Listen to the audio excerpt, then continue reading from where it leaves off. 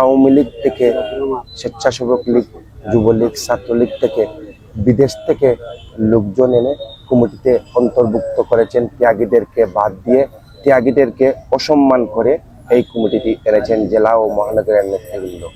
আমরা এই কমিটি বাতিল চাই। সুন্দর একটি কমিটি গঠন, সবাইকে, তৃণমূলকে নিয়ে সুন্দর একটি কমিটি গঠন করার জন্য আমরা এই অনশন। আমাদের সাথে যোগাযোগ হয়েছে, এখনো লিখিত কোনো কিছু আসে নাই। যদি লিখিত আসার আমরা অপেক্ষায়।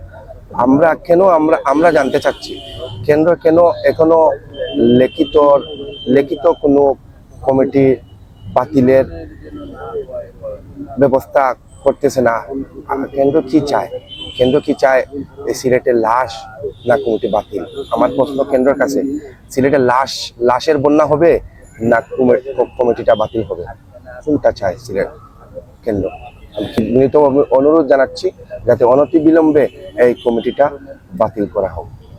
কিন্তু হঠাৎ করে তড়িঘড়ি করে একটা কমিটি আনার জন্য জেলা যুব দলের সেক্রেটারি উনি চলে গেলেন ঢাকায়। আমরা এই ব্যাপারে মহানগর প্রেসিডেন্ট সেক্রেটারি এবং জেলার প্রেসিডেন্টের সঙ্গে কথা বলেছিলাম। ওনারা এর দায় নিচ্ছে না। ওনারা বলছে যে আমরা সিলেটে ছিলাম, জেলার সেক্রেটারি ঢাকায় ছিল, উনি কমিটি গ্রহণ করেছে। উনার কি স্বার্থ ছিল সেইটা আমরা জানি না। কারণ একটা যুবদল এত সুন্দর একটা পরিবার ছিল, আপনারা দেখেছেন সিলেটের রাজপথ দখল মানেই ছিল একটা যুবদল।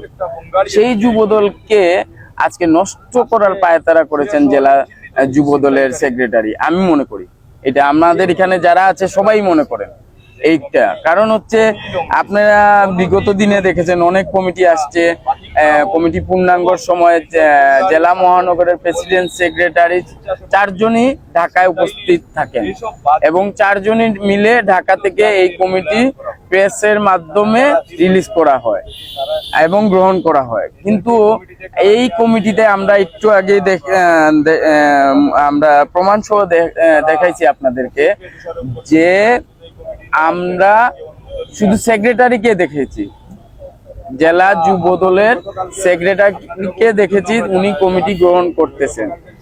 কার নির্দেশে উনি একা গিয়ে এই কমিটি গ্রহণ করলেন আমরা তা জানতে চাই। আমরা সিনিয়র নেতৃবৃন্দ আছে, বিএমপি, তারপর বিএমপির যারা অভিভাবক আছেন তাদের কাছে জানতে চাই যে উনি একা গিয়ে কেন এই কমিটি আনার পায়তারা করেছেন এবং এইটা কি আওয়ামী লীগের কোনো এজেন্ডা না কি, এইটা আমরা জানতে চাই। এই ব্যাপারে যদি দল আমাদেরকে না জানান তাহলে আমরা খুবই মর্মাহত হব। কারণ আমরা আন্দোলন সংগ্রামে ছিলাম, আমরা এই সরকার, স্বৈরাচারী সরকারকে পতনে আমরা দৃঢ়ভাবে এই রাজপথে কাজ করেছি এবং আগামীতে দলকে সুন্দর করার লক্ষ্যে যেন এই দলে আওয়ামী লীগের কোনো এজেন্ট বাস্তবায়ন না হয়।